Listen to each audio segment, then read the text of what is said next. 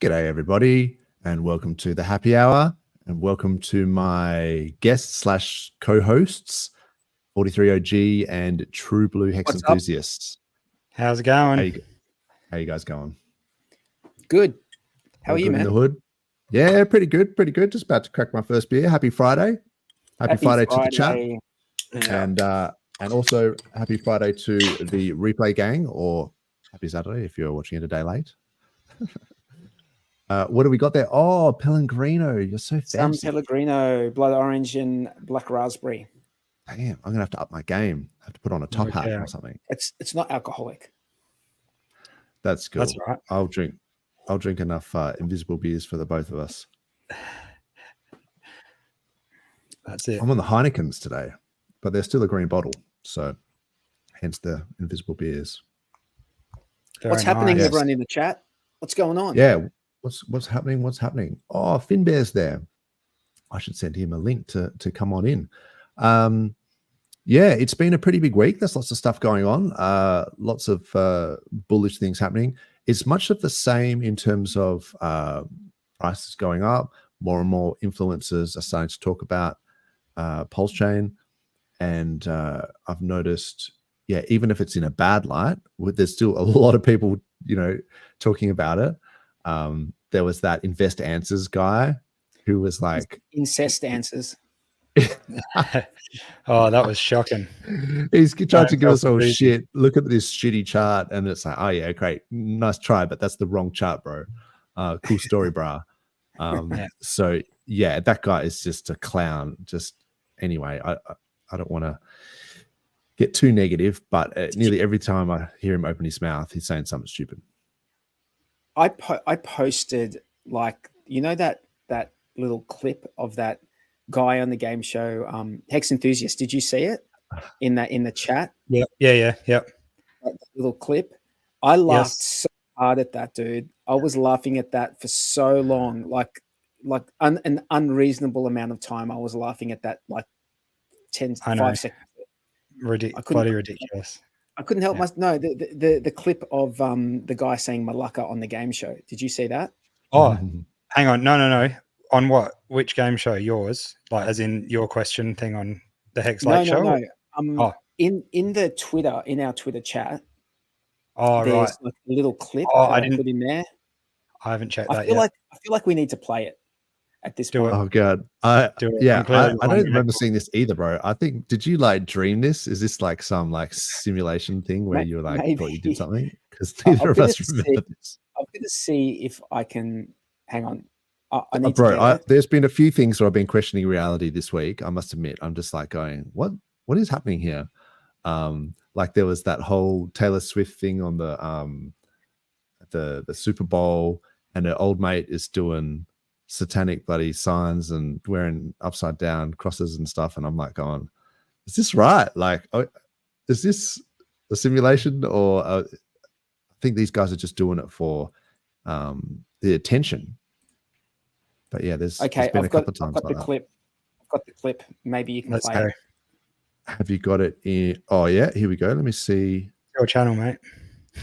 Uncivilized person was originally that implies used in we know ancient what Greece we're doing. to refer to anyone who was a foreigner or didn't speak Greek. Malacca? No, barbarian.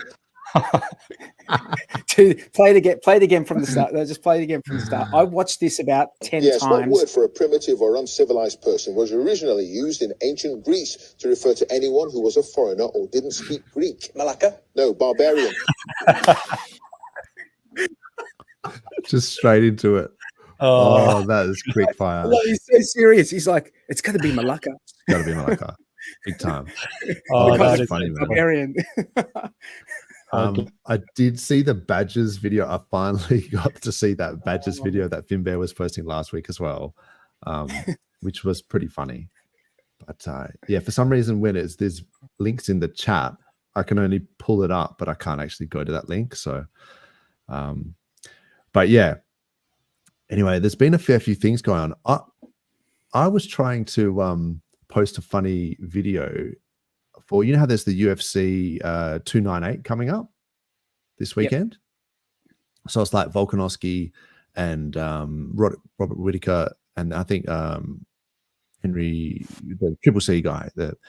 So Volkanovski did some video where he's like pretending to be too old because like the commentary is that he's too old. And so it's got this, you got to see it. It's piss funny.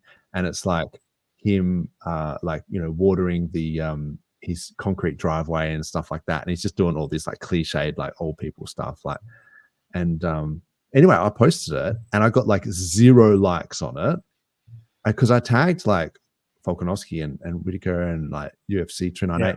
But the intention was to try and get eyes on PulseChain and Hex. So I'm like, you know, give me your PLS top call, cycle top call, and who do you think is going to win? You know, is Volk too old and all this sort of stuff? 0 engagement. I got 2 bots, like sympathy likes from like just literal bots, like with 0 followers. And I was like, damn. But I saw your post about it, but I'm not into UFC very much, so I don't know you know who you're talking about and stuff. So I stayed. Maybe it's like, the context. One, if you don't know who it is, maybe it's not funny. Yeah. Yeah. He's like the double champ. Like, oh no, I think he lost at the higher belt. Yeah. But he's back to defend his I think it's like lightweight championship. So, but anyway, he's an Aussie boy. He's a stud, mate. He's a Volkanovski. Yeah. And he plays it up in that video. It's pretty funny. But Claz did not find it funny. I showed her and she was just like, no. Where is it? It's on my Twitter, man. It's not worth it considering the 0 likes. I think I'll just move on from it. I posted this one here with the Malacca one, and I got 0 likes as well. You got 0. I got 0 likes. Bro, we're getting gate kept. That's what I'm saying. I don't think I saw yours. By Twitter and all its fucking users. I was so offended that no one found that funny in response to Somi's. That was in response to Somi's tweet, like with the incest answers. And I replied with that saying, like, this guy is definitely uncivilized. And with that Malacca clip, not 1 like. Yeah. I think it's because I don't shadow banned. I don't pay for Twitter. Yeah, it's because we're not verified. Claz reckons it's shit, don't watch it. So I'll just I think the other thing is a lot of things just come up with a link only, and there's no like preview screen sometimes if it's a copy and pasted link. And so yeah.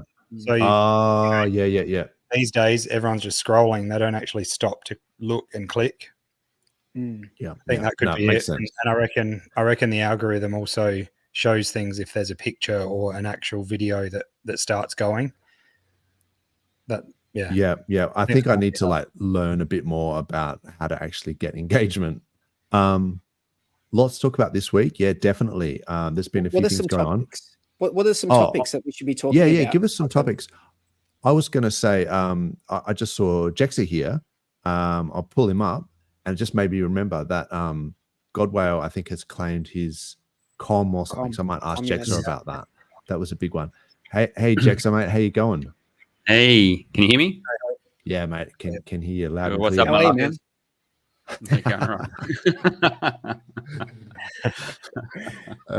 All good, man. All good. We're just having a bit of a laugh and a couple of drinks on a Friday Arvo, as you do.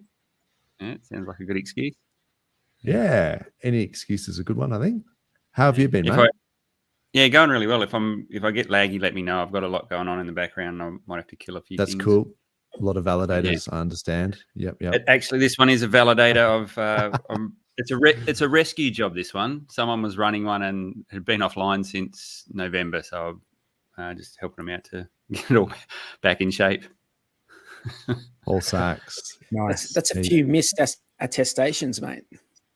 Yeah, It actually wasn't. What was really good to see, because I thought when I got it all back up and running, I thought, this is going to get freaking decimated. Like his 32 million pulse would have been absolutely smashed. So I think it was sort of mid-November it went offline. And can I ask how long had it been online? Good question. I didn't check that. So it's 32 million pulse. Of that, it lost 700,000. Right. But prior to that, it had made more than that in rewards. So it was net the net outcome was okay. But what was actually good to see is you actually got to be offline for a long time to lose your stack. For that offline, yeah. Yeah, I think like it's complete. You've actually got to do something that is deemed to be dishonest malicious. or something. Yeah, malicious to get properly slashed. That's just missing as attestations. It's not even. I don't think it's even classified as slashing. No, yeah. So you don't you don't get your attestation rewards, and you get penalised that same amount. That same amount. So by that logic, if you've been live for 3 months prior to going offline, and then you're offline for about 3 months, you should come out about even. With your 32 and if you're million producing pulse. blocks as well, you'll make that up even quicker. But okay, so here's the kicker though: being offline for that amount of time has cost them double the 700 because they've been penalised and weren't making it. So the opportunity cost there is, that's a bit bigger. Interesting. Yep. Yeah. But yeah, That's no, true. it's good to see That's that. true. Good to see that you could, because my concern was you got a bunch of these things running and you're away on the weekend or you go away for a week's holiday and something falls over. How much are you going to? Yes, it's not a big issue. Yeah. That's really good to know. Days a week is not going to. Yeah. Sorry, Hex enthusiast. Sorry. No, that's good actually because for people that are away a bit or whatever, you're not actually going to lose that much, and that's like full time sort of being offline for a while. It's not and even so, what I've done where I'm running mine is I've put in redundancies and got UPSs and things like that just to make sure that clever simple things like that aren't an issue. But even if the worst did happen and you had to get a new piece of equipment and rebuild it, like most would be offline for 3 or 4 days anyway. So I think anyone can live with that. Beautiful. Cool. There was a couple of things in the chat. A few things been going on with. We've got the definition for Malacca there. So for those playing at home, that was funny. John mentioned the ERC 404s. Yeah. So that's something we can have a bit of a chat about as well. I just briefly want to just bring up the price, and just because Klaus was saying where Melv Tony, shout out to Melv Tony, always gives us the price and things like that in the chats. But so Pulse is 0001495. So it seems to be kind of just above that sort of resistance, and now hopefully turning into support at 1424. So, and that's on the daily, so that could be interesting. I'm just talking about that right there. Yeah, that's I get the feeling something's about to happen. Yeah, it's been a bit of a lull, hasn't it?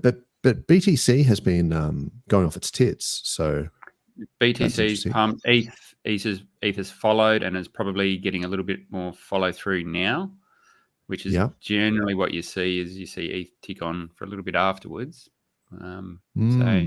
But I reckon they might stall for a little bit now, but we'll see how we go. A little bit more ETH might touch 3K.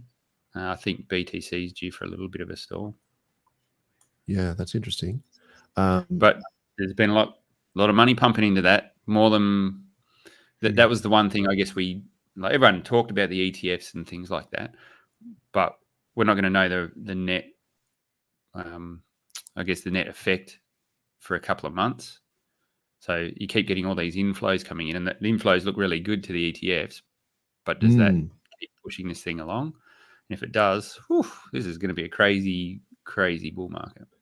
Yeah, that's interesting about the inflows, because I was looking at the inflows to the PulseChain on the bridge, and that's looking really healthy in terms of mine's bloody stuck at the moment. I can't get something across. Poseidon was talking about that. There was some gas thing that they figured out, so there is a genuine delay there. But hopefully it's been sorted. G'day, Yaveen. But yeah, so there's some good amount of sort of inflows in terms of stablecoins going into the PulseChain ecosystem, which is cool. But yeah, the Hex versus Pulse. Where did you get where'd you get those stats from then, mate? I haven't seen. This is a June site. I'll put cool. it in the Yeah, chat, I've never looked at that. Yeah, it's pretty cool. Like it tells you in terms of like the distribution, stablecoins, Hex, wrapped ETH. So yeah, a lot of it is stablecoins and Hex. So and yeah, and this is huge. Like to go from sort of 42 million stablecoins and to now being up to around 90 million. And so that's a significant inflow. And so this obviously was downtrending for a long time, and then it started to, the OA linked, sorry, I should say the sacrifice linked wallets started to bridge in, and then from then onwards, it's been going gangbusters. But yeah, I want to just quickly talk about the ratio, the Hex to PLS ratio has been going down. Like I sort of talked about that ages ago, how it was rolling over, and then how it's just been going in this downtrend. And it kind of looks like it's continuing to go in a downtrend, broke down this resistance at 140 PLS per Hex, and now it's down to 117. So it's almost back down to 100 PLS per Hex, which was sort of around about where we started when PulseChain launched. So so PLS has been outperforming Hex, and but then I think in terms of like PLSX, I think was outperforming PLS. So there's it kind of looks like the ones that got crushed the hardest. Although to be fair, there was the big sell off the other day, but yeah. So that's interesting as well. There was is it Rackham Rochelle was dumping PLSX, Rackham or a link Bank associated wallet, yeah, and BankX as well was bridging in eHex and then dumping it as well. So someone was buying up like 100K clips, and then he was like BankX guy Lance was bridging it in and then selling it where there's more liquidity on the PulseChain side.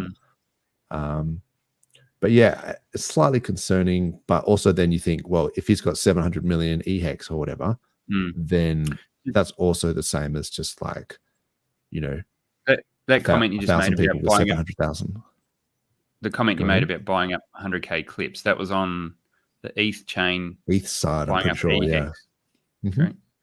So that's why it's almost like someone knew what was going to happen and was bolstering the price on the ETH side so that the dumpage wasn't so bad. Yeah, it's interesting. And I'm not saying some whale games. Yeah, and let me be very clear. I'm not saying that was Richard doing that either. No. I suspect there's some whale games going on because they think, you can buy it up on one side where the liquidity is lower, and then maybe sell it on the side, PulseChain side where the liquidity is higher. And then, so they're sort of like buying into their own cells and things like that, so they get a slightly better average price. But yeah, there's things that they might be doing, which is kind of just volatility, really. And also I noticed that Ethereum Foundation had been dumping a bunch of ETH as well. So it's kind of like this just happens. Like, it is what it is. They are a reliable indicator of when there's going to be a little pause because they dump every top. I think they make the top. Yeah, well, Ethereum Foundation has been dumping, man. So, maybe we're going to see a pullback. But even like BTC is like broken 50K now. So even like a 20% pullback, it'd still be above 40K. So that's still pretty healthy for BTC, I would have thought. I don't think it's going to be 20% pullback anyway, but that would be like. I hate saying this because this is what catches you out. Is it could be different this time just because this is a new dynamic with the ETF flows, but I don't want to get ahead of yourself and say, okay, this is going to be a crazy bull market, because I think you need a few months at least to see how it all. You're muted there, mate. What do you think? I mean, what do you think could be different if it was to be different? Like, and it's like you say, it's always like a bit of a risky position to take. Yeah. What? I mean, it can rhyme, right? That's the saying. It won't repeat. It will rhyme. Yes. So what could be different in your opinion? So my take at the moment is I'm playing everything as though it's a normal cycle and looking at the different phases and how I've done all my extensions and where I think it's going to end up. And that's like around maxing at maybe 120K or something like that. That's how I'll play the game. If it changes and all these inflows keep pushing it up and up further than what we all expected, well, happy days. But So you think 120 is where BTC will around 120? You think that's roughly? All things being equal, that's where it would be reasonable to expect based on the TA side of things. Where I had a similar number, 120, 130. That was where I was sort of predicting, like diminishing returns. I've pulled mine back. I was at that. Oh, yeah? I think 95 to 120 is like, I think 120 is like for me the max. I just think that these people in legacy will want to take profits. They want to take profits earlier. They want to like guarantee profits earlier. So they're always going to be like chipping away at an earlier stage because they haven't got that patience to. Well, they don't understand the way the market can move. So there's two levels to that. You've got the institutions like your BlackRocks and whatever who have launched the ETFs, and they don't give a shit what the price is. They just want to see assets under management.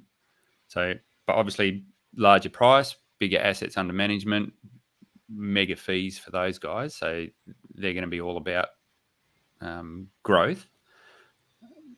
What the difference is though is if you've got retail guys or maybe they're a little bit more than retail. So they've got deeper pockets that they're bringing funds into these ETFs with, but then they see 100 or 200% growth. That's like crazy ass gains compared to what they're used to. Yeah, but that can go both ways. Yeah, that can go both ways though. Like because Tangent made a really good point. Shout out to Tangent and Crypto 7. He made that point on Seven's channel that can you imagine these legacy guys getting a 20% increase in like 2 weeks, and they're just going to be, jizzing in their pants, basically going, let's just. I mean, I'm sure they're going to be taking profits early and things like that, but it's going to be like people just telling all their mates to sort of, it's going to be that sort of FOMO of like, check out these returns. So my take is if you're running some sort of fund or something like that, and you put in a bit of your capital to get that better Sharpe ratio across your whole portfolio, and Bitcoin does 100 or 200%, you'll probably take that shit out, and your fund will look pretty damn sweet. True. Yeah, that's what I'm thinking. That's sort of my. I think they're not going to be able to help themselves. They've got boards to please. They've got their job to ensure. They're not going to be as irresponsibly long as some of the degens. But and I'm happy to entertain both of these ideas. And so the other one, in line with that, is that if it went from a 20K all-time high to sort of 69K, so in previous cycles, so 3.3. So 120K is still a diminishing return. Like that's taking into account that it could go to 210K if it did the 3x, but we're saying it's down to like 120, 130 because it's only going to get a diminished return of maybe a 2x. How much did it diminish from the cycle before where it went to 20K? Like how much did it go up in that cycle? Good question. Yeah. So it was, it was from the bottom to the top, it was like a 23x, like the 3K bottom to the top was like a 23x. What was the one before that? I think there was some metric where it was like 3.25 or 3.5 or something. If you time the previous high by that amount, it tends to come out where 3.5. Yeah, I could be wrong. So the previous something around there. Cycle top before the sort of 20K was it 400? No, 400. No, it was 200. 1150. Oh, 1150. But that was the top. But then it went down after that. What was the bottom of that cycle? That was 250. Did it do 100x? I think it did close to 100x or something. From the bottom of that cycle. But in terms so of, someone's put it in. I can pull this Someone's chart. put it in chat. 5.3 might be that metric. So I mean, this is on the daily, and I guess you could do it on the weekly or whatever. So I'm talking the 2015, 2016 bottom there. That 2015 where that green line is just below it. So in 2015, 2016, there's a Bitcoin bottomed out in that period. So if we were saying it was a 5x and then a 3x, and then so if you consider diminishing returns, so you might say it's like a 2x or something like that, or maybe 1.5, but that still puts it like above 100K to go from like 69K times. Like I think it diminished just under 2x. I think it diminished. I mean, it depends what you're measuring, right? Depends if you're measuring all time, like bottom to top, then there's more X's there. But if you're measuring top to top, that's a different metric, right?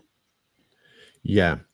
So yeah, that's definitely one way to think of it. But then, so the other thing is that I was thinking is, I don't know if I can pull this up, but effectively, you know how it was like 12 months to the day from all-time high sort of to all-time low in this previous cycle. And then, so in the previous cycle, it was, I think, nearly exactly 3 years to go from the previous all-time high to when it broke that all-time high. So from when it broke 20K again, was exactly 3 years. So that it kind of implies that it's going to be around about November this year that it's going to break through that 69K again. So if you look at the price now, thinking, okay, it's like 52K now, and it's got to get to 69K by November, you're kind of thinking, well, it's either going to go sideways for a long time or it's going to come down before it goes up, because it's pretty close there now, like as a percentage to get to 69. So it kind of implies that there might actually be a bit of a, like, so if you're saying that, if you look at the chart historically, where we are now, that's a typical push up for phase 2. And then we usually have a little bit of a pullback, and it's only minor that it's been on the past couple of cycles. So this was you're trying to get past the all-time high. You never quite get there. You get to the next level down below it. You got to take off a little bit, and then you can push up through to the next to get past your all-time high. And that so far is bang on trend sort of time-wise for what we've done across the average of all the other cycles. Yeah. So, but if you take that sort of idea of like, you know, a history may not repeat, but it rhymes. And then, so if you sort of say that if you've got this, you know, 1095 days between all-time high to when it breaks the all-time high again, and then you extrapolate that's basically where this do that again. Blue line is here. Like, so if you go from the previous all-time high to where it breaks, so at 20 odd K in 2017 to when it broke it, like in December 2020, it's about 1,095 days. And then, so if you take 1,095 days from wherever this was, November 6th, in like the previous all-time high, it basically puts it at around about, say about sort of 10th of November 2024, so to break the all-time high again. So then between here and here, like, so this is like was my model, and then it's like between here and here is anyone's guess, like as to whether it just keeps kind of going up, whether it goes sideways, whether it pumps up, whether it goes down and then comes back up. Like, I have no idea, but I was kind of expecting it to hit that target 69K by sort of November, and then who knows. So that's the thing I'm watching, is like that's a pretty steep push up on the chart at the moment, and what we haven't seen is and I think it's going to take a few months just to see whether that buy pressure from the ETFs keeps ticking that along, and if it does, man, it's going to get a little bit silly, I think. Yeah. What do we think? What do we? Sorry, mate. What do we think? I mean, we've just looked at the BTC chart, which looking at that chart it's sort of funny because you look at that chart and you see it's like a history. You look at it and it's like history. I think back my feelings and thoughts over that period of time, what I was doing in my life when this happened and that. So it's but like I feel the same way about the hex chart. Should we have a look at the E-hex or P-hex chart and maybe project out what we when we think we're going to all-time highs? It's a little bit more complex because now we've got a fork. So it's a little bit more, we don't know. This is not a matter of rhyming or repeating or rhyming. There's nothing to repeat or rhyme to here. This is new territory. E-hex chart is brutal, man. E-hex chart is really brutal. Like, it's not pretty. So, I mean, that was a very lazy thing. But the P-hex chart looks a lot better. Can you do if that's is that E-hex you're looking at there? Yeah.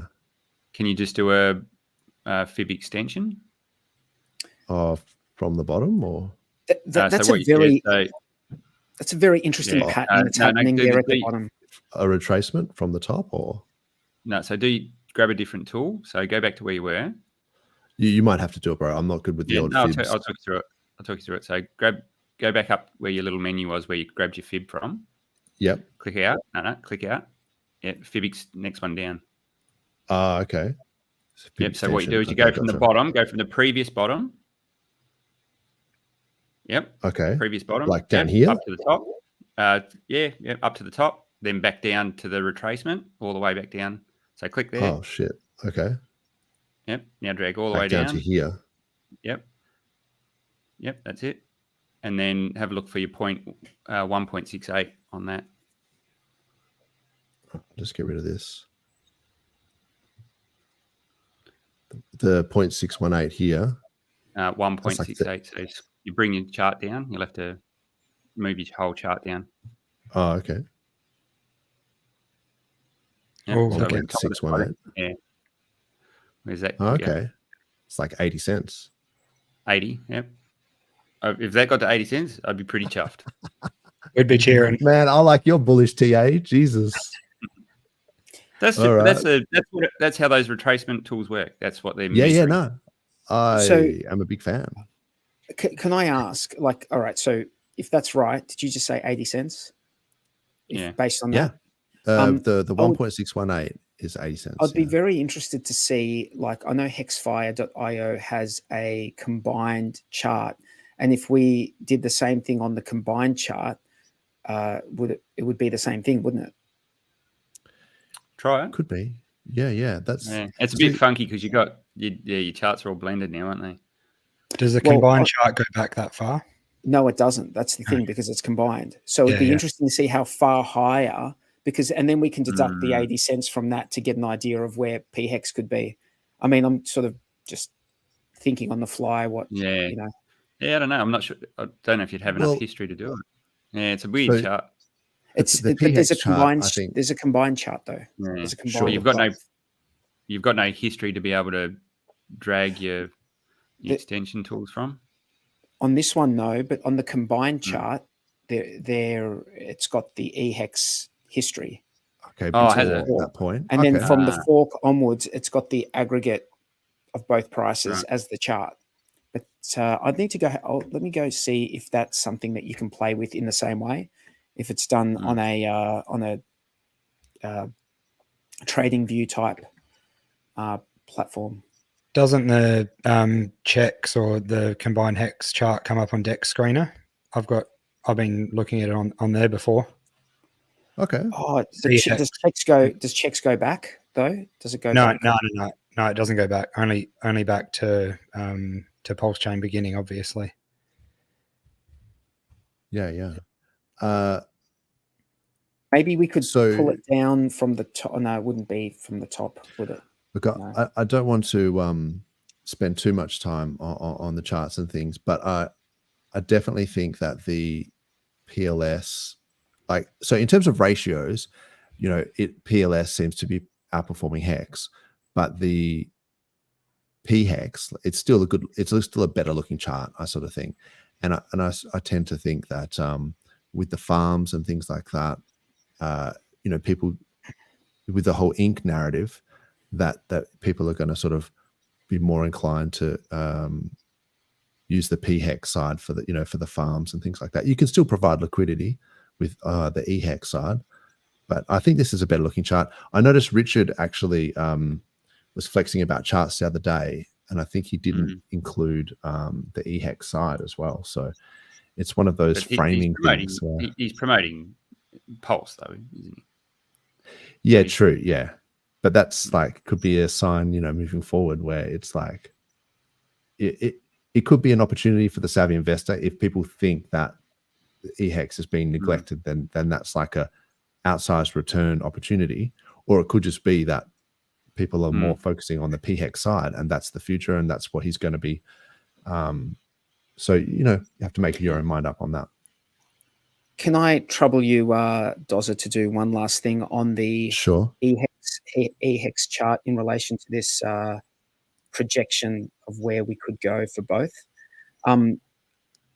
If you do the same thing, but when you draw down on the second leg down to the bottom, rather than going to the actual bottom there, which was I think 0.003, I'd like you to go to 0.00, so bring it up to 0.009.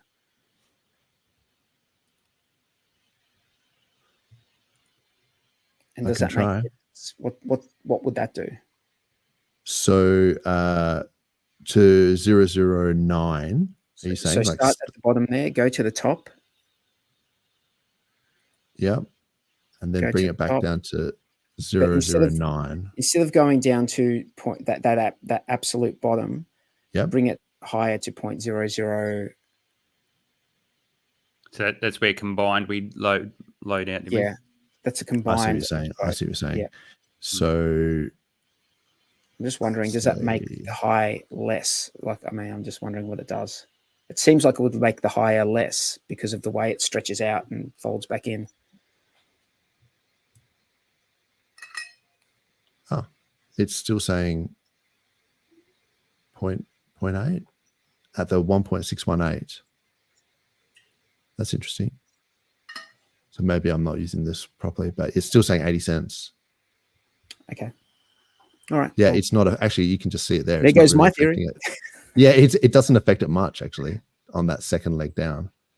So it's because there was such a deep retracement. So what if you move where you're starting from? So the previous low. So put that but move the previous low. That's what will probably change it a lot. No, not even. Move that up and let it go. See what happens. It really doesn't change it that much. It's written in the stars. That's what it's going to be. I have not played with this tool much, man, and I probably shouldn't be doing it live because, and the thing about fibs, which is really interesting, is like, is this one of those things where it's like a golden ratio, and we see it in spiral galaxies and in shells and all this sort of stuff, the Fibonacci, but or is it just that traders kind of use these things, so it's a self-fulfilling prophecy where people kind of put in limit orders at these lines because they expect there to be support and resistance, and then that creates support and resistance. So I'm always a little, I think it doesn't really matter. If everyone's using the same tools and the same methodologies, then it would make sense that sort of dictates. Probably exacerbates it. It might be it's probably naturally occurring in some but that just makes it that just intensifies it, maybe the fact that people are looking at it. So maybe you had like the psychology of a chart, but then people started putting these indicators and using these tools over the top of that and found some correlation there, and then everyone starts combining both of those together, and it turns out to be a bit more of the reality you create. Yeah. So I've been tending to, because I've been looking at some PRC20s, because I just kind of wanted to snag. I kind of did already, but it was pretty basic. Like I was looking at some forked over copies like P-Crow, P-Link, and there was the P version of the RAT BTC and things like that. So I had already kind of looked into those ones, but I do kind of wonder if this whole forked over PRC20 narrative, because people have just written it off, like to say, oh, it didn't work, no one's going to bridge it in. But then when you look at some of those old Richard Hart streams, and he's kind of saying like, you know, once he starts adding some farms and really using that ink token for what its intended purpose, which is to incentivize people to use those farms, then people might actually bridge in, you know, more of their ERC20s, like from the Ethereum side, and pair it with their PRC20s to give it value. I kind of feel like that hasn't really had an opportunity to play out yet. So there could still be opportunity there but then when you're looking at like, say, Pcro or whatever, you have to look at it not in terms of USD, but in wrapped Pulse, because if Pulse is just mooning, then yeah, like in terms of USD, like in terms of liquidity bonding, it might be going up, but its opportunity cost, if you just had it in PLS, you would have been, maybe not here, but over this period, you would have been better off just having it in Pulse, because Pulse has outperformed it. So, but you have to price all these PRC20s in wrapped Pulse if you're being honest with yourself about whether they're going to, you know, be any good. You shouldn't be holding anything that is not outperforming Pulse. Like, it doesn't make sense. Exactly. Yep. That's what I'm sort of thinking. Like, and in terms of the like Bitcoin dominance and things like that, you kind of see that at the bottom of the bear, Bitcoin just starts to just tear up the dominance, and then only later in stages to the altcoins start to go off. So because PulseChain has only really started to be going off, you know, in the last maybe two to 3 months max, then it's kind of like the core coins seem to be the ones that are dragging everything else up. And then maybe later in the cycle, in the PulseChain cycle, you might see some of these PRC20s outperform Pulse. So then you have to kind of think, well, which community is going to actually embrace the PRC20 narrative? You know, that sort of thing. I don't know if you recall whether you guys were in I think it was the Pulse group or something like that, where it was just like a Telegram where Richard and a few other people, they just chuck in ideas and they discuss various things on the chain. And one of the polls or the questions that he put in there, and I'm paraphrasing here, he said, how much liquidity would you pair, how much percent-wise liquidity would you pair of the PRC20 copies with Pulse at the beginning of the chain? And there was a raft of different answers. Some people said 100%, some people said 10%. Like, there was a whole range of different ideas. Right. Now, I don't know what the upshot was out of all of that was, but what if only a fraction of it was done at the beginning? And you've had everyone's dumped them to extract the value, and then it gets loaded later on. Because the AMM fixer bot harvested all those pairs on, you know, so it's sitting on a lot of them, isn't it? So I don't know if there's, I haven't checked into it, I haven't followed up, but that's just that sticks in the back of my mind as something that he put out there. He did something similar when he was like, what do you guys think the Pulse to PulseX ratio should be? And like the poll came back at like 3-1, you know, and then when it came out, it was basically 3-1. And I was like, is he using this poll, or is that just...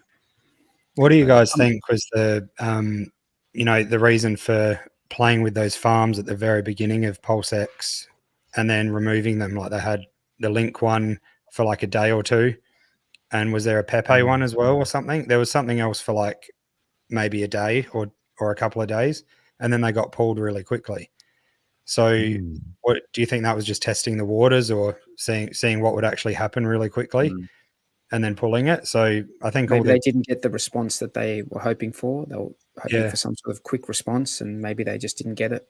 Might not be the right time. And I think we'll just be waiting a while for them to play those cards if they do. But if that is the strategy, it's a long game that they can play, for sure, which is great, because you can basically cycle through every every prominent ERC20 token community, and then if there's interest and those tokens pump a bit and people are incentivized to, even if they come over and dump their tokens right? And they're getting a free airdrop basically out of it, even if it's like $100 or whatever it is, it's still free money.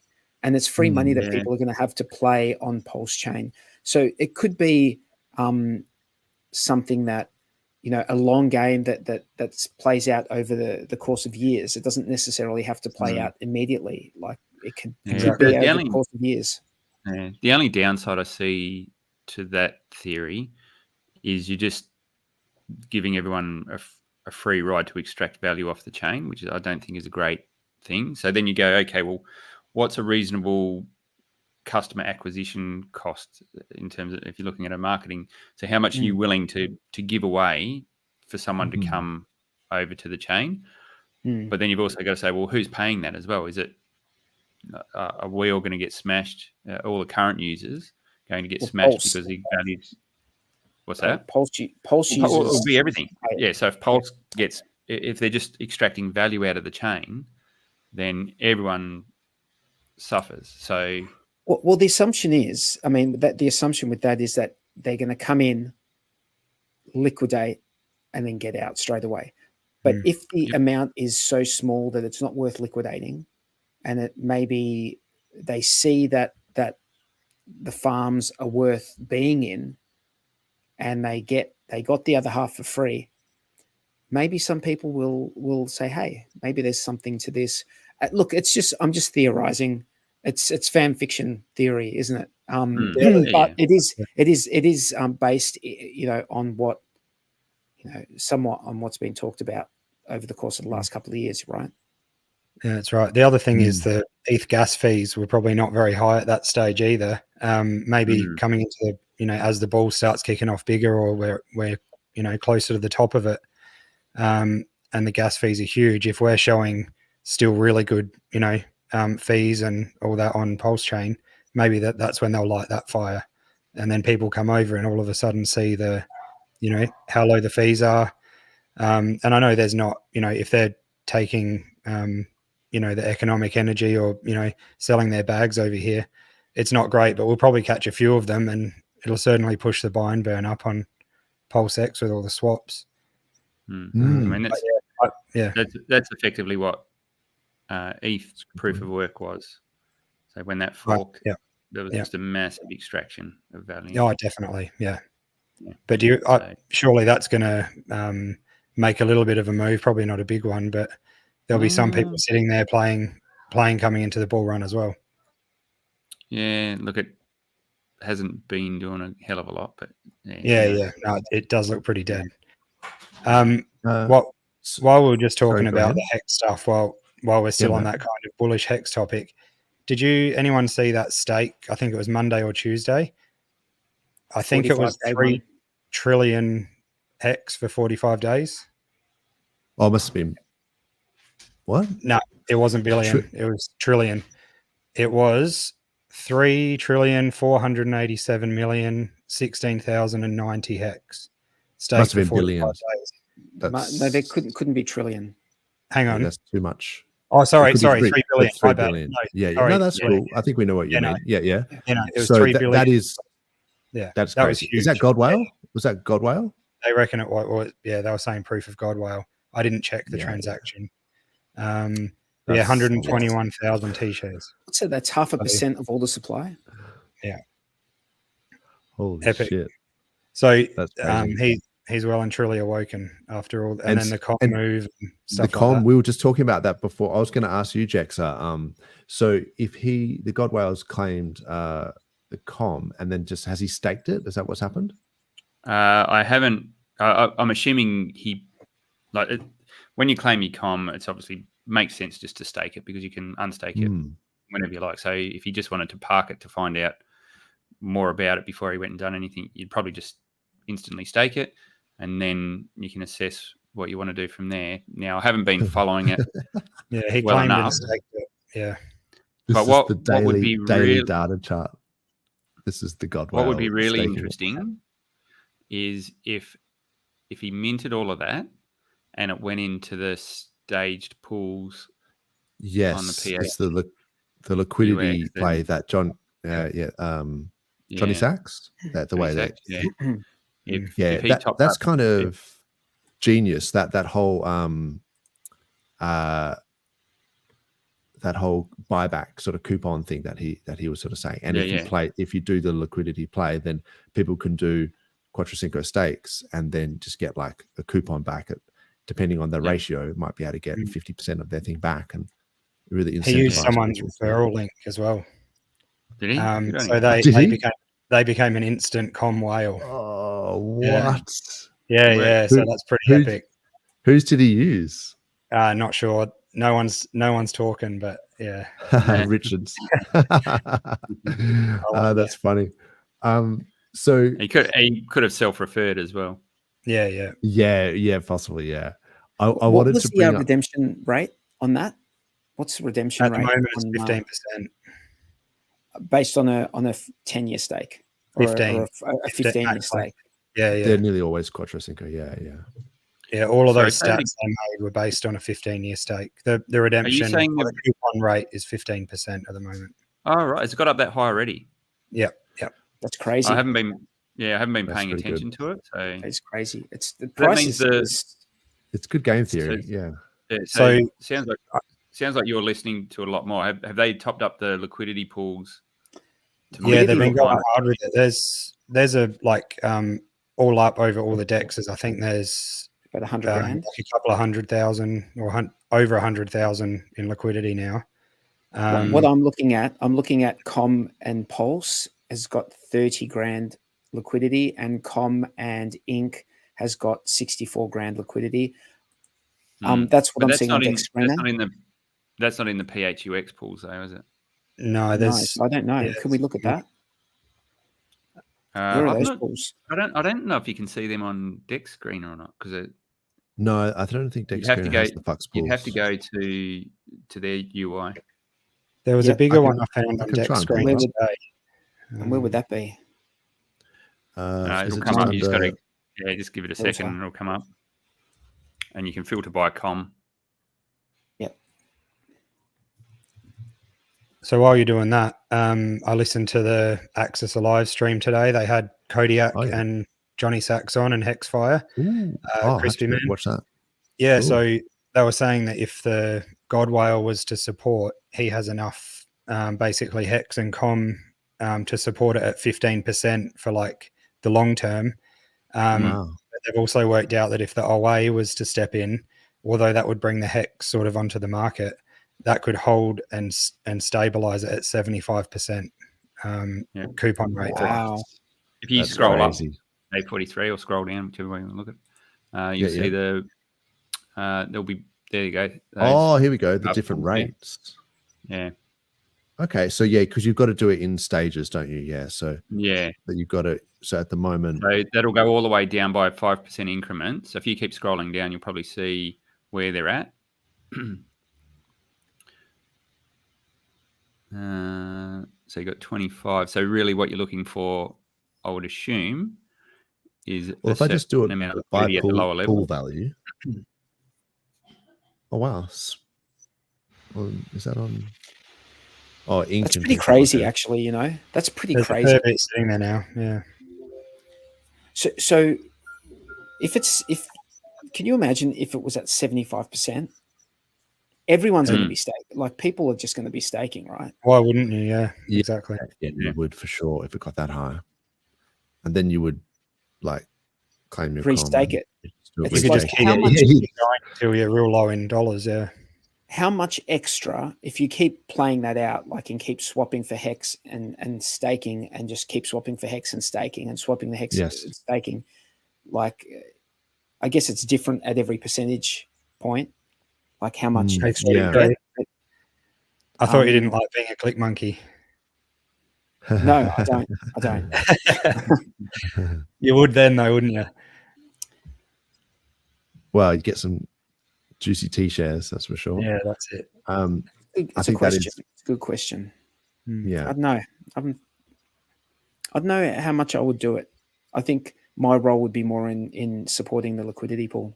Yeah, cool.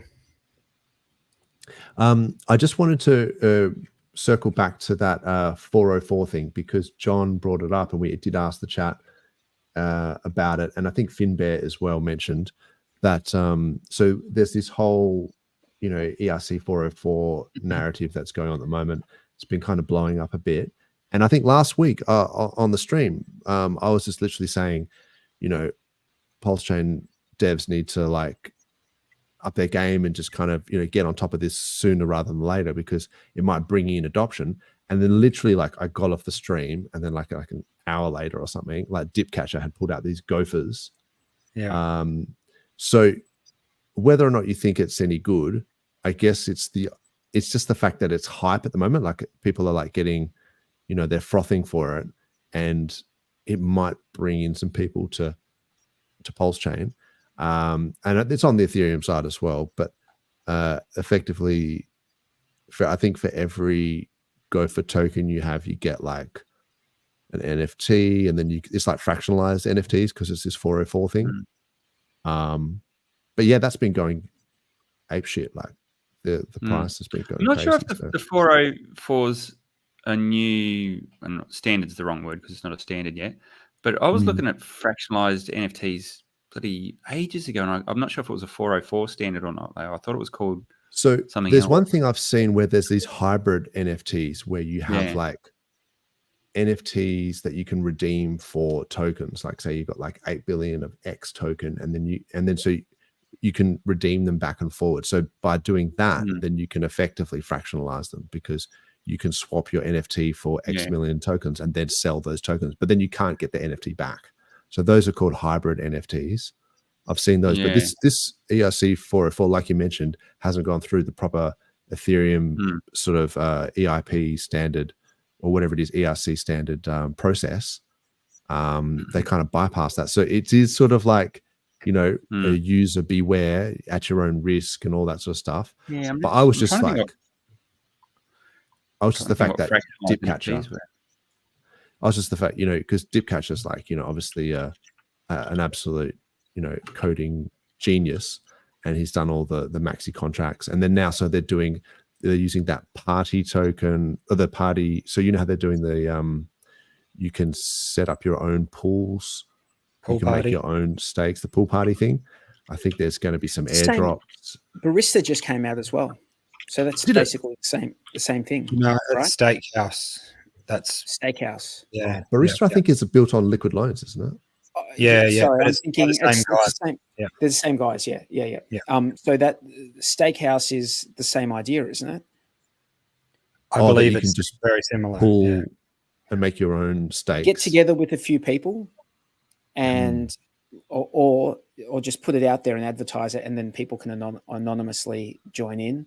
But the idea is, look, in my mind, the idea is you would do that if you can get close to 150 million hex. Yeah, you get the bigger pays better, then it starts to become worth it. Yeah. So yeah, but that's like maxi. Like, you just literally just buy maxi though, like, as well. Or maxi. What I don't understand. Desi. Yeah, but Desi doesn't have the hedron as well, so that's the only thing. That is true. Guys, I'm just going to duck out. Nice speaking with you. I will see you. Awesome. Are we back next week? I'm away next week, but you guys can just take over and run it. I'll give the controls to Jexa or something if he's around, or whoever. True Blue, maybe. We'll work it out. Whatever works. Sounds good. Cool. See you later, guys. Catch a 43. Cheers, man. Good to see you. I just put a link in for an EIP standard there, which is fractionalized NFT. So I'm not sure what the difference is between this 404 standard. See what happens. I have to do a bit more reading about it to see what the actual difference is. So not to swing any FUD on any of that stuff, because I don't know anything about it, but I listened to What the Hex this morning, and Papa Bona was mentioning that, you know, some of the devs on that what's their site called, B9, they've sort of they've looked into some of those ERC 404s, and like the version 1 of them apparently has a few sort of security vulnerabilities.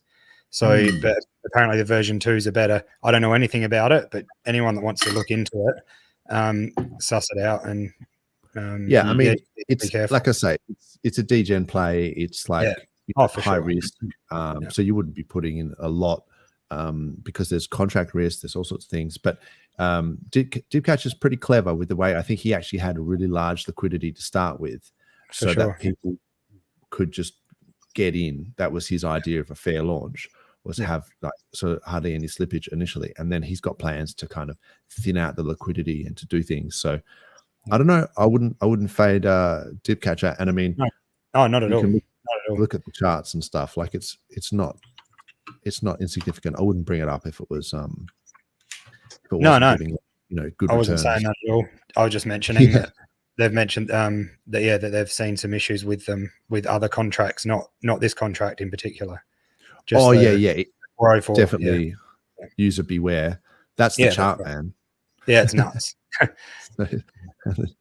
But like it's obviously gonna go up forever. But Brizology, Ben Armstrong did a PulseChain price prediction. He said 0025 for PLS. What do you guys think?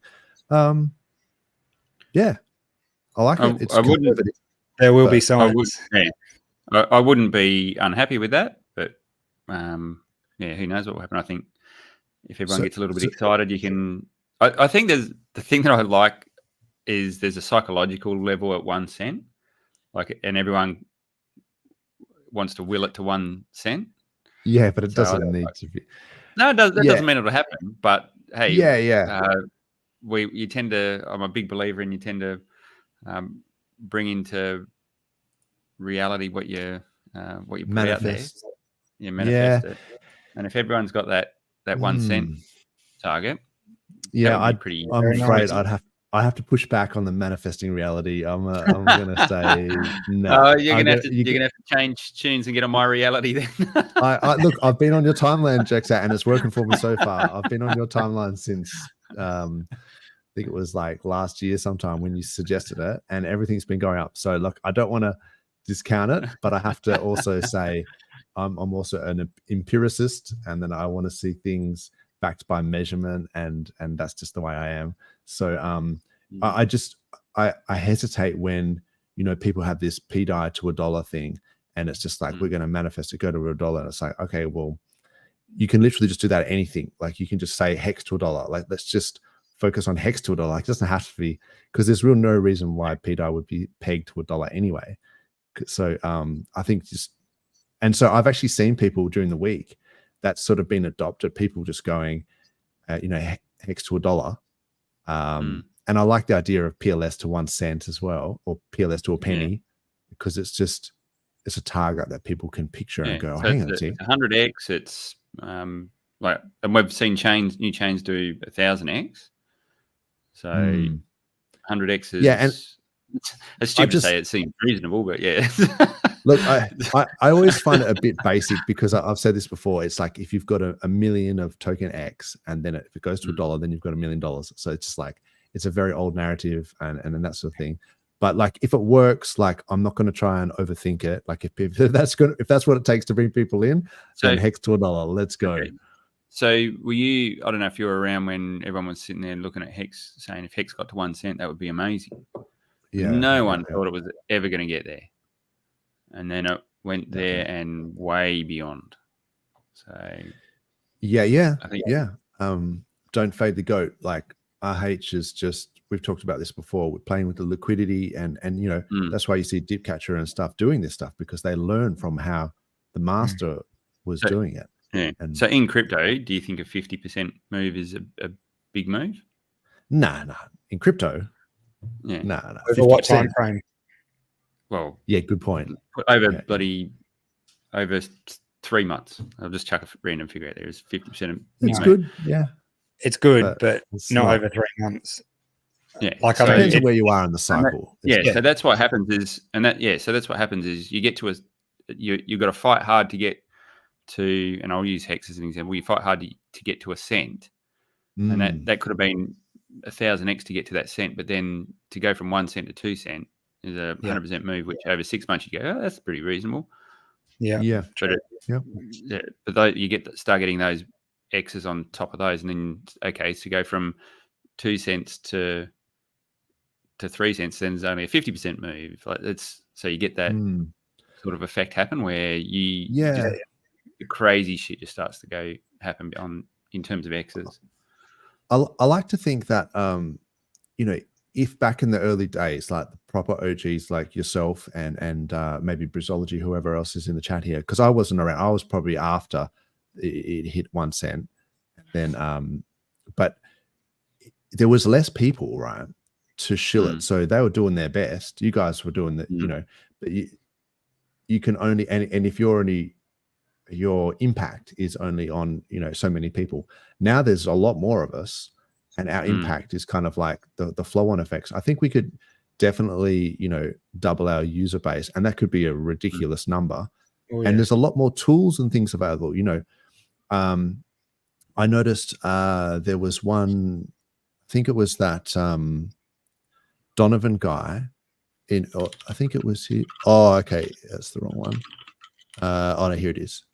So it was, he was talking about comparing the fractal of like, you know, PLS to Ethereum, and sort of saying like, this is basically when Ethereum started to go ballistic. And I think he got it off a different influencer, which makes the point that there's lots of other influencers talking about, you know, this ecosystem. But there was a question here. Someone just said literally like, where do I buy PulseChain? And this is obviously an ETH guy, got Bitcoin in his profile. And so, but now there's sites like this, pulsecoinlist.com, and it's literally just got all the places you can buy Pulse. And then it filters it in terms of whether it has KYC requirements, where you get the best rate, and it tells you what the fees are. Like Pateus is like up to a 1%. You know, Fux might be 0.05%. So you can sort of see what it is that your, you know, the size of your bag. If it's a large bag, then obviously the fees start to make a big, as a percentage, make a big difference. But if it's a small bag, you might just want to, you know, buy a BNB and then just use PortalX to bridge it in, so you don't pay the Ethereum gas fees. But yeah, so there's sites like this that just wouldn't have existed back then, that we can just point to and just say, oh yeah, check this out. So yeah, I kind of think we have a more potential to onboard people at this stage with this user base. I was just talking to Briz in the chat there, and I think the low price of Hex was 4054. Yeah, I seem to remember 403 or 40 something like that. Very similar to where Pulse was at its low. Yeah, it's like, because I remember that I was buying Pulse at 40369 for the culture. And it didn't go much below that. Like it was like literally 403 something. And then I went and checked out what Hex got to, and it was around about that, you know, maybe wick down or something to like 403. And I was thinking, well, that's good, because if Hex went to 50 cents and then implies that maybe Pulse could go to 50 cents, then I would be super stoked with that. But yeah, that's like a dream scenario. Yep. I think even if it went, because, you know, you were talking about going to 000, no, were you saying 0025 or something? That was Ben Armstrong's thing. Yeah. So I mean, that's only what, like that's 25x, 20x. Yeah, I was gonna say it's just under a 20x. Well, if you're saying 1 cent, sorry, no, if you're saying 1.3 three zeros and a 1, that would make it 25x, wouldn't it? Yeah. Or from SAC, I'm just saying from now, like, because it's 0.15 or whatever. Yeah. So but anyway, but that's interesting, isn't it? Like, you get orders of magnitude. So once you do a 10x, the difference between a 20 and a 30x is actually not that much. No. It's just like dropping that zero. So I think 10x is, you know, in that order of magnitude is certainly doable. So that was to answer to your question, True Blue, that or whoever it was in the chat that asked about Ben Armstrong. I think that's definitely, you know, conservative, I would say. But, you know, you never know. This could be the top. Like, that's the other thing people have to always consider. Like, there's no guarantees in this game. No, that's true. What do you think about Yaveen's comments in there, sort of talking about PLS getting up there in price, which will put the gas fees right up? At what point do you think we'll see that as a downfall? It's less than inevitable. a cent for a swap. Yeah, it's only a matter of time. I like Rich's answer to that, which is basically that if it's a cent for a swap or something at the moment, like it's or whatever it is, if it goes up at 1,000x or something, and we're paying $10 a swap or whatever, whatever the number is, if it goes 10,000x and we're paying $100 for a swap, oh no, the chain becomes unusable. Well, for starters, we're filthy rich because it's done at 10,000x, and then you could just literally fork it again and do the same thing again. So, but yeah, what a problem to have. Yeah, that's right. I don't so much. For onboards, not so much. Yeah, that's what I was at that stage. Yeah. Well, you're bang on. 5 years' time or 10 years' time, I'm not worried about the onboards. So you imagine, like, you got the ETH Foundation sitting there, all the ETH bros that got in early, and they're watching fees run hundreds of dollars to do things, and they're like, I don't give a shit, I'm rolling in it.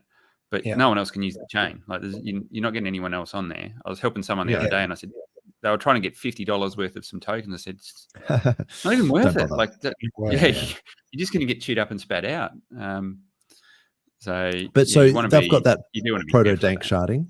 They've got proto dank sharding coming up, and then full dank sharding. We talked about that last week. Yeah. So they're talking about putting one blob per block with the proto dank sharding, and then up to 64 blobs per block, and increase the transactions per second to like from 15 transactions per second to like 100,000 transactions per second, and things like that. So they're pretty big numbers in terms of, like, if they can pull that off without just clusterfucking the whole chain, that could actually considerably drop the gas fees. But yeah, remains to be seen. Yep, for sure. I'll be back in 2 secs. Go for it. Just Brizz's comment about that's why we have PulseX. I don't think they can do it in isolation, though, mate. I think if the whole chain's going to rip together, because everything's just going to be so closely bound. So yeah. I have another slightly unpopular opinion about the because a lot of people talking about ink and stuff, and I've always kind of been going, but hang on, you can just literally get ink for free by yield farming. And it's like, there's all these plays, and it could be right. Like, I like the idea that the SEC isn't targeting ink, that it's literally they just forgot about it when they were putting together their lawsuit. But I have kind of always had that thing of like, well, hang on, where's the buy pressure from? But then it's proven that there is buy pressure, no matter what I think. But there's an RH video where he talks about it, saying that that ink might just go up because it's being pulled up because of the liquidity, because it's paired to these coins that are also going up. And some people took that as being like a real positive. And I'm thinking, yeah, but that means that all the other things are going up heaps, and that's dragging that up. So if you were just in the other thing, you'd probably be better off, right? I don't think it's going to matter what thing you hold relative to the US dollar. They're all going to drag each other up. Now, one may outperform the other because it's got better metrics, but it's not going to be like 100x outperform. It might be 100% or something. Yeah. So yeah, and that's fair. But my problem with the ink was always just that it has that inbuilt sell pressure, because it's provided to offset the impermanent loss of yield farming and liquidity providing. So people have to sell it to capture that. Otherwise, they're getting hammered in impermanent loss. So it has that. But what it has that sell pressure.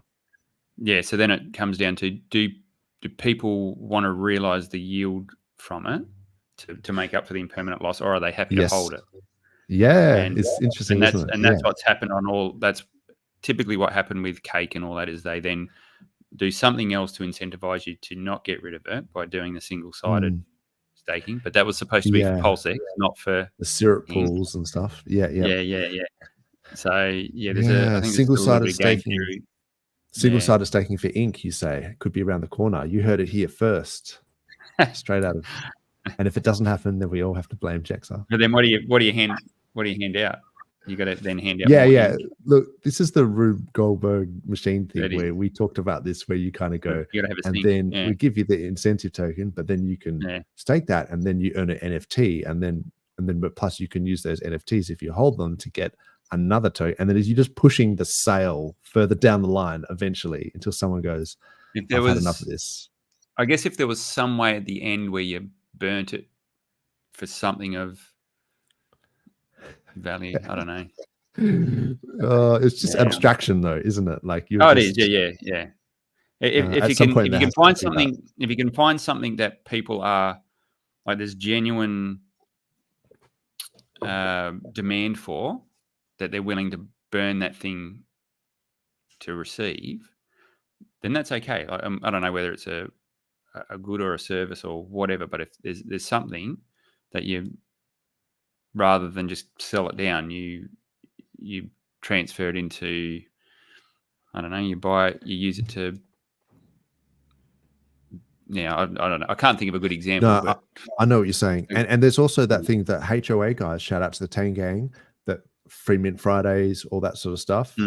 Check out Bullish as posts if you're interested. But they have a really clever idea of just having that 69,420. You need that much of tokens in your wallet to be able to get these airdrops. And then that just effectively stops you from selling it, because you're kind of going, well, I don't want to go below my 69,420. Yeah, that's a fair hike these days. 69,420 HOA. That's quite a amount. Yeah. It didn't used to be that much, but it's exactly it is now. Like credit where it's due. Like they are getting it set up so that when you get the OG token or whatever it is, you use that to buy effectively artwork in the form of your NFTs and all that kind of stuff. Yeah. Which is cool. So there's an appreciative value, like you're admiring the artwork in that instance. Yeah. Me, I'm like, okay, I get that, but it's still an NFT. And can you sell it for more than you bought it for? That's right. the thing. Can you sell it for more than you bought it for? And that's where I don't think you'll ultimately be able to, because once again, you can still do all the Rube Goldberg things, but if it was, I don't know, if it was something different where you could redeem it for real world art that you could hang on your wall and other people would, that became it has some utility. Maybe. Yeah. But that's the same as token gating. It can get you into a certain area. Yeah, that's right. Exactly. Like so that's a good one. If it's getting you access to a valuable service or something like that, that's actually where it makes sense, because someone you're then paying for someone's time and energy. So it's thinking back to access. That sort of value. You're getting access. I think that's really important. So I think that's probably the better use case rather than like being or value transfer is probably the better word. Yeah, and sometimes there's tools and things like that might be available, and then it's like, well, they're free, but but only if you hold this token or something like that. Then so that is one way. So what I've been doing with NFTs is it's kind of the idea of the sort of the moonbag thing, where if you do partake in shitcoinery, where you sort of buy some amount of coins and then it does a 2x or whatever, and then you take out your principal. So then at that point, you don't care. Like, you've got your money back, and if it could literally just rug and you wouldn't even care, because you've got your money back, right? And then you just let it run. And then you can take profits if it keeps going or whatever. But the idea with NFTs, because they're kind of integral numbers of NFTs, before this fractionalized NFT thing came out, the idea that I always did was that if you get 2 NFTs, and then when one of them, if they do appreciate to the point where you can sell one to cover the cost of the first one, then you've got a free NFT. You know what I mean? So you just literally waiting to that point. So if you wanted that NFT for the art, then buy 2, and then when it goes up, you sell it to pay the cost of it, and then you've still got the art and it didn't cost you anything. Yeah. And then later on. But that's the one thing I think is good about the 404s is you get that liquidity on the NFTs.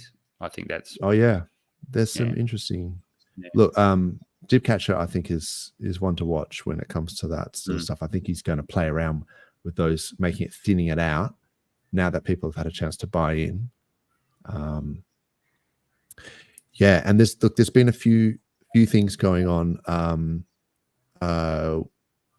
We talked about that Invest Answers guy just literally getting the wrong PLS chart. That was funny. I've actually watched a lot of his content, and it was okay. And then he was saying stuff about Hex and stuff, but he clearly didn't know what the hell was going on. And I went, okay, so you're just another one of these Solana moon boys where you're just going to pump the shit out of Solana, but you actually don't understand what's going on a few other things at a fundamental level. So then you've got to question other things that they're talking about. I have to say one thing about this guy. I mean, I have not had much exposure to him, and I only ever seen him a couple of times. And when I did see him, he seemed to be making some bad calls. And true to form, he made a terrible call the other day and was like trying to dunk on our chart, and it was literally the wrong chart. So fail there. But it's just that if you go to his links and stuff, he literally sells models, like technical analysis models, and courses, and indicators and things like that. And so this is very obvious, so I'm just going to say it really quickly. But if you've got models and you've got indicators that work really well, and you can just print money by acing these trades all day, every day, because your model is so good, then you don't need to sell those indicators and those models. You just sit at home and print money all day. The fact that you have to sell them, I feel like I'm taking crazy pills, but that is, and I don't want to just be like, calling names and things like that, or making disparate. I mean, he's happy to call H a scammer and things like that. But if you're selling something that you say prints money, well, why don't you just stay home and print money? Why do you need to sell it then? So I feel that's obvious. If you're selling all of those courses or things like that, you'd think you get the right chart. Yeah, exactly. You're showing, you're teaching all these people, and you can't even pick the right chart. So that's a little bit of a worry as well. Let's not waste more time on that guy. That's Hans, shout out to Hansi Crypto. He's good with the TA. He had an interesting one here. This was the inverted PLS chart, and it's like, look how terrible that looks in inverse. Do you know what's interesting about that? I hope it breaks down to the upside. Yeah, you look across most of the altcoins at the moment, and they're forming that pattern. So they've done a cup and handle, and they're at the verge of breaking out again. So I don't think we're far off of having an altcoin season.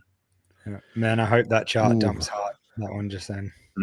Yeah, exactly. The inverted dump. That's what we want to see. And so there's all other kinds of metrics here as well. Shout out to Hexagon Hill. He's been really sort of on fire on Twitter lately. So they were talking about new all-time high transactions, like the most daily transactions, 1 million transactions processed in a single day. And I think that is very impressive. And I think there was also a pretty heavy increase in new wallets as well. Like, I can't see it here, but I think KDP might have, a few people mentioned it, but I know she definitely said something about it. Yeah, I think she did as well. Shout out to KDP. She's a legend. Oh, here we go. Yep, just broke 800,000 active wallets. So that is just going up and to the right. So that's good in terms of adoption. There's other protocols and things. I noticed Brett was talking about this 0x splits might be coming to PulseChain. I don't know if you heard about that. No, what's that one? I think it's effectively that you can just do like percentage sends to, I guess, like a smart contract where you can just put in recipient addresses and you just set the percentage, and then it will it'll just pay it out. I'll just split it and pay it out. Yeah. So that's cool. That's been around for a while, though. But just on PulseChain, like the fact that they're people are bringing protocols over and things like that. So we've got what was that all-time high I think it's called splits.org. So it's app.splits.org. Actually, I can just put it in the chat. Splits, SPLITS. Correct. So I think that they're talking about so Brett was talking about it coming over to PulseChain. So are you saying, and DeFi Llama is cool too, love their app. Yeah, and I mean, we saw I think on Coinbase they were giving a good write up on Pulse, and this is that thing that basically Richard always sort of said, where closed doors can only open. So there's a lot of bullish things. Like I think we've got like I said, the inflow of the stable coins coming through.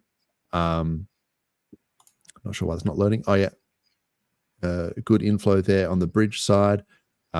We've got these influences like comparing PLS like to Ethereum in terms of its like potential breakout points, like in terms of like a fractal of the time. We've got all these bits where you can just onboard people straight from like pulsecoinlist.com/buy. There really is quite a few things going on at the moment. So yeah, I'm pretty happy with the way things are going. How about you, True Blue? Is there anything else that sort of piqued your interest over the week? No, I like where the trajectory of where all of it's heading. Was hoping for a little bit more of a move by now on some of the prices, but I think we trail behind on the last BTC pump. Yeah, I noticed we trailed behind, but just watching the BTC sort of pump past the 42,000 was pretty good. Not that I'm much of a holder, but just seeing how much strength is behind it.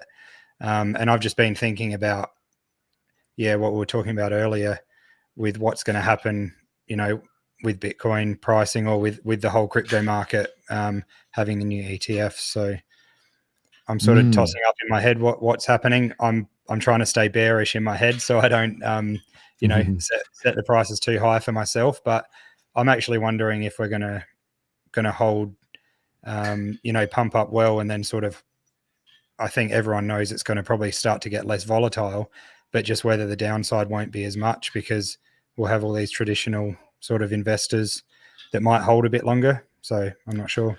Look, man, the ETFs are crazy. Like, shout out to Somi. I saw this one. I think we talked about this ages back, but it was the Grayscale Chainlink Trust. These guys are paying $95 for Link. Crazy. So, I mean, I don't know what the price of Link is. $20. Yeah, 23 or something. So, yeah, if that's what's up, and these guys are just going to start, because we noticed surely there wouldn't be that much of a premium on that. That's crazy. Well, that's the shit, man. That's what I'm saying. Like this Grayscale Chainlink Trust, they can set the prices to whatever they like. So the Bitcoin Trust, you're not paying $50,000 per unit or per share to get into it. You're paying like 50 or something.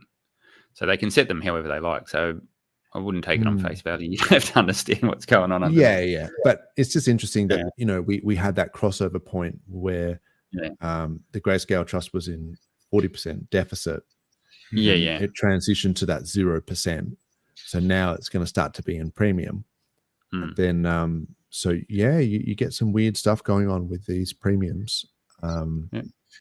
Definitely. So the other good thing, seeing the total market cap like hit over the 2 trillion at the moment. It was only a few months ago. It feels that it was at 1 mil. So 1 trillion. So I think we're moving. What was an interesting metric I seen the other day, and I've got to go back and verify this. How many altcoins do you think there are? Crazy amounts. Take a punt. Sorry, I was just laughing at this investor answers name. 200,000, something like that. On CoinMarketCap, now they don't list all of these, but there's a little ticker up in the top, 2.2 million. Far out. Sounds about right. Last time I checked that, it was like 16,000 or something like that. Yeah, 20,000 was always the number in previous. The number was cycle. always funny. Yeah. But isn't that interesting in terms of like total two and things like that? Like, because some people say, oh, market cap is, and sure, market cap might be a vanity metric in terms of like, you can just print 1 trillion tokens for free and then set them at $1 and say, I've got $1 trillion. But if, it depends on the liquidity. So I get it, where that phrase comes from. But if you look at total two, so this is market cap of everything excluding Bitcoin. So effectively all the altcoins, it was at 1.7 trillion and it went down to 0.4 of a trillion. And now it's at 880 million. So we've gone from 20,000 altcoins to, what did you say? 2.2 million altcoins? 2.2 million, what it says. Yeah.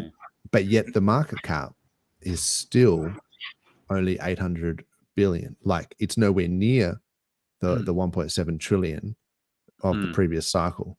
So we've got, an order of magnitude higher. Sorry, 2 orders of magnitude higher in the number of coins, but the total market cap, even though you've got the supply times those prices, is still like half. Just out of interest, that new tool that you learned how to use on stream today, run that over that chart there and just see what happens. Do the I knew you were gonna quiz me on that one. But yeah, from I don't know if everyone wants to see me struggle through that again. Yeah, no, so get the same tool. Come on, we're all learning from this that low there. Here. Yeah, you got it. Yeah, that one. Yeah, up to there, and then back your retrace. Down to the low. Where's that? Put it. If I can get my. That's the 1.618 is 3.1 trillion.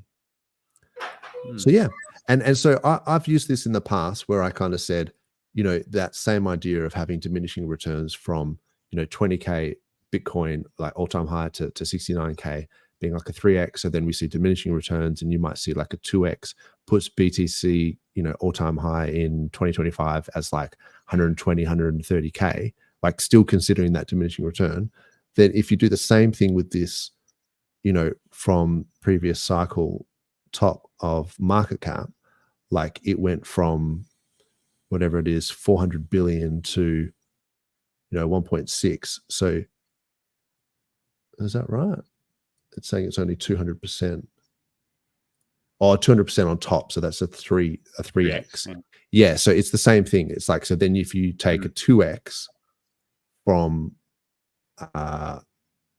that all-time high, considering it to be like a diminishing returns, that puts that at about 3 trillion as well, which is where your fib extension was, 3.1 trillion. So yeah, those numbers, I wouldn't be surprised if we see a total two market cap peak at around about 3 trillion at the end of that cycle. That could get really silly actually, because like you say, you got so many of these. If you got 2 million of these things, and most of it's weighted in Bitcoin, but if it drags them all up, it could get a little bit stupid. And it'll all be it's just bullshit numbers, but they could rack up pretty high. Look, I hope it does, man. It's crazy to think about, but the alternative, like with inflation and things like that, cost of living is getting out of control. Yeah, you've got to consider that. I saw a really interesting video. I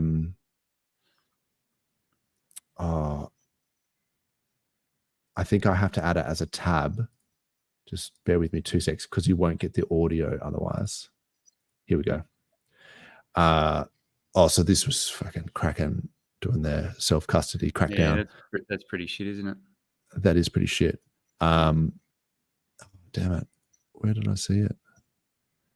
It was this guy. So yeah, I was talking about inflation, the price of things going up. How's this for a fucking this is Australia? I think this is in New Zealand. Yeah. But this is a reserve bank. This is like the central bank like meeting or whatever. the fiscal challenges, etc., that are there. So very focused on being cost effective. We actually fund ourselves and then work out what dividend is needed to pay. So we kind of it's a great business to be in, central banking. You print money and people believe it, and it's good. And so it's a slightly different beast. Wow. Did you hear what he I don't think said? you're supposed to say that bit. Did you hear what he said? Did he know the camera was on? Yeah, that's a full like recorded thing, and he's like video, and he's just sitting there going, "Oh, it's a great business to be in the central bank. You just print money, and people believe it." Bro, Oh shit! cannot believe you said that out loud. Oh, You got to use your inside. That's like a inner Has he monologue. been resigned yet? I'm not sure what happened there, but that's so then when people start talking about silly numbers and you sort of going, well, come on, everything's a scam. Like the central banks, the way that they're unelected, the way that they run things, it's they're just literally printing and diluting the supply. So I think 5% of the population has woken up to it. Once the other 95% get on board, it's going to go to hell in a handbasket.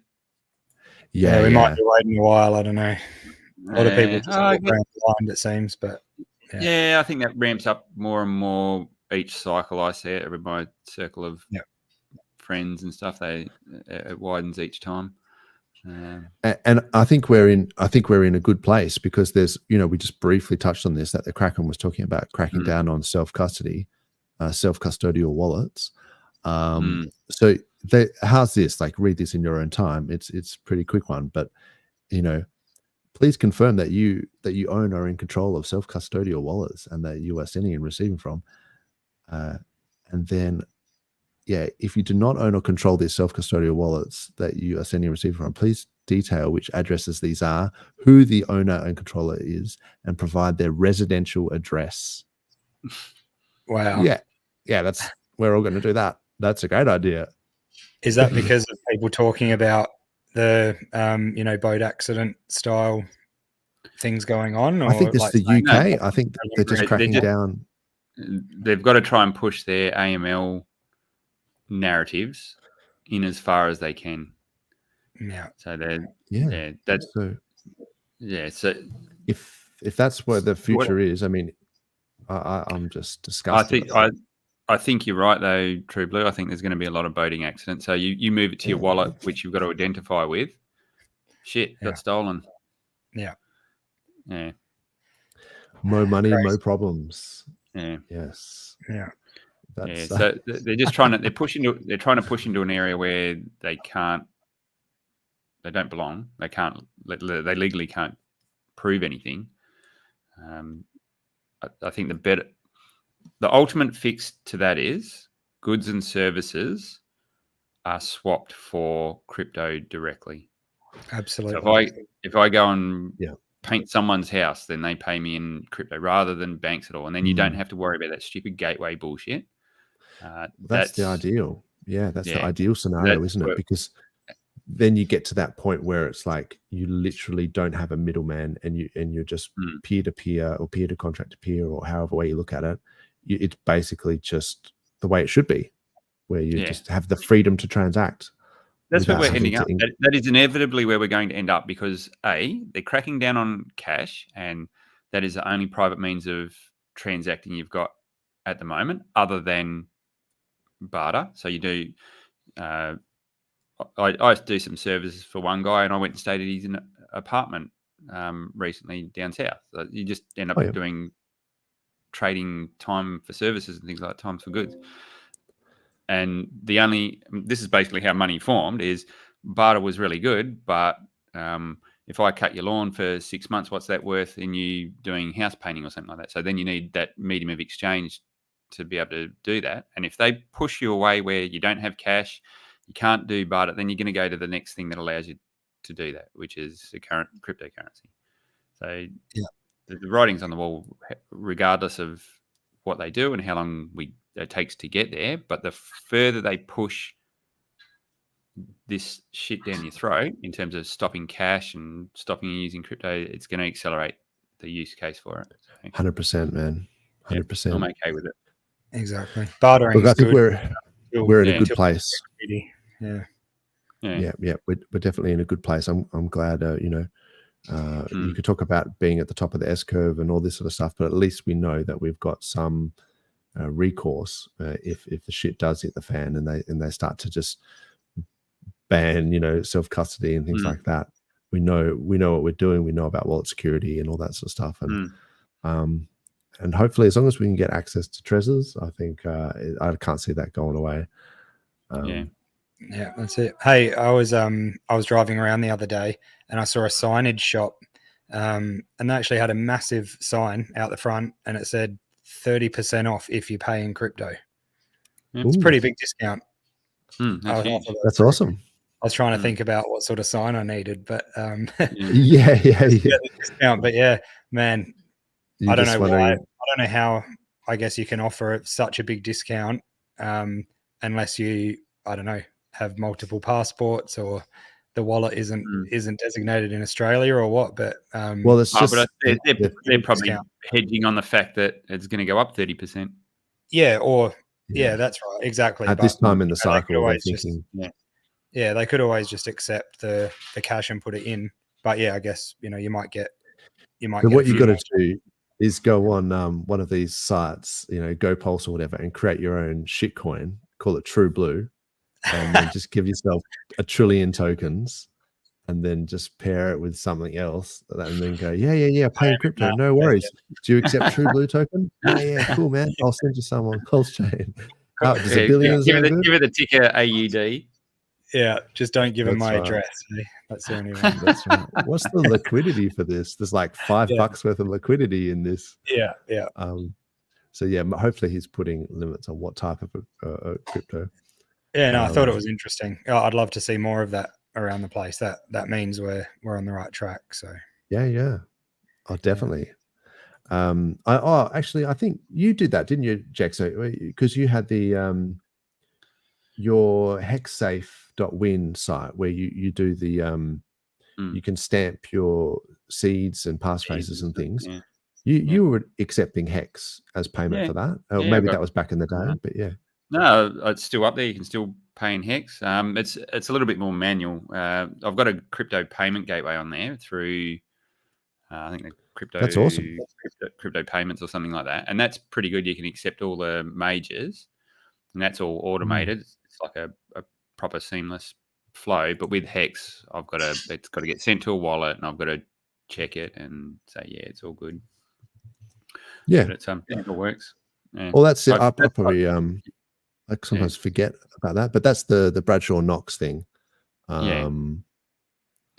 I've got a bit going on there at the moment. Actually, I've got some online courses and stuff which I'm rebuilding out now. So it's in a bit of a state. Yeah. This is really cool, man. I've used this. I like the idea of stamping your seeds in metal. For sure, you should shill that more often. I've only seen you talk about it one other time, so you're pretty modest about it, but you should shill it.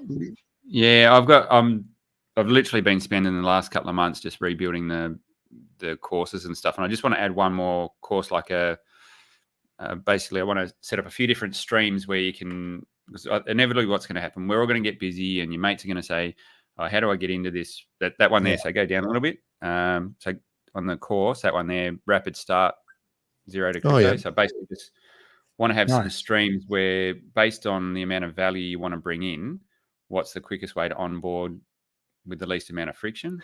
So I just want to have a few different paths. Look, some people do need this sort of stuff. I mean, I find it hard because if I am talking to people and I just go, or whatever it was, go to that PulseCoin list, /buy, and then you can just, you can use one of these cross-chain, bridges or whatever, and it's like it's so simple. But then you'd think, hang on, they don't know how to use a cross-chain bridge. Like they don't even know how to get there.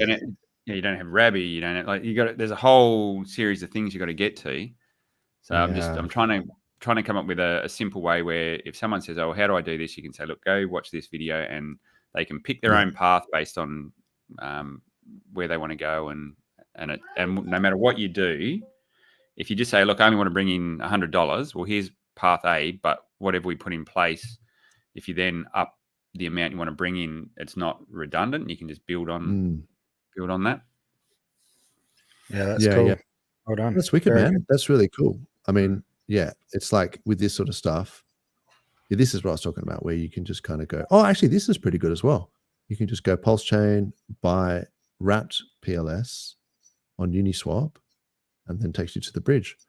So this is pretty cool as well. Okay, well, yeah, I'll keep that in mind. A couple of things before I wrap it up. I just wanted to mention real quick, OpenAI have just introduced Sora, which is a text to video thing. So we are literally living in the future. I saw that. It's nuts. That's crazy. I'm excited about that.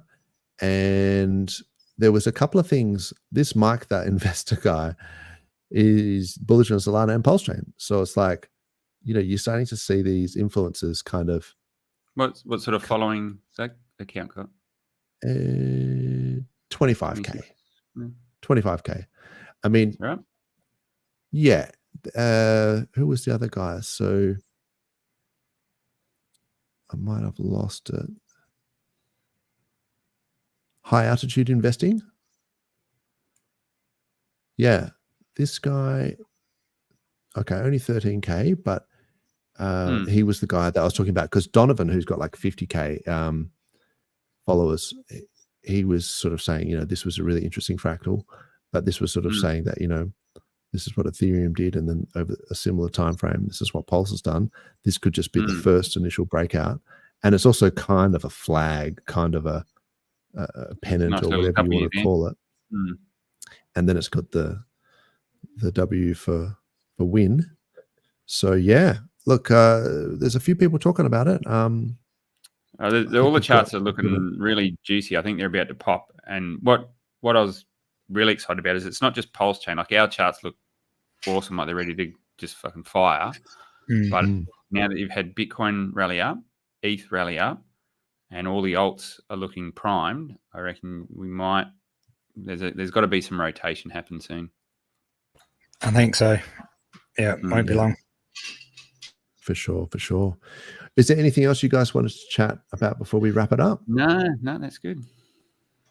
No. Awesome. Sorry for disappearing a few times. Just dealing with the little one here at the moment. The only thing I've got to say is, don't make an ass of yourself, and say trillion instead of billion. That's all. No, we knew what you're talking about, man. Yeah, anyway, I was waiting to say it for ages, and then the wrong word came out. It's like, great. Oh, look, people underestimate how hard it is to do maths and stuff on stream, like under pressure, when you're just thinking like, this is easy, like I get this, and then you go to do it on stream, and you're like, why is this not loading or whatever? So everyone who's in their armchairs, we're much more articulate than this in real life. It's getting crazy. You're not used to dealing in trillions or quadrillions in some coin counts now, and they're big numbers. It is ridiculous. Yeah. Oh, but look, man, the central bank, they just print it and people believe it. Mate. So that's all you got to do, right? That's all it is. That would be nice. What a life. Straight from the horse's mouth, man. And that's all we're doing. Once you figure it out. Yeah. All right, bros, we should probably wrap it up. But thanks to the chat. I hope everyone has a great rest of the Friday and great weekend. And we'll see you again next week. Well, you won't see me, but you'll see these guys. Yeah, sounds good. Cheers, everyone. See you guys. Awesome. See you, Jackson. Thanks, guys. Cheers. Later. Thanks, chat.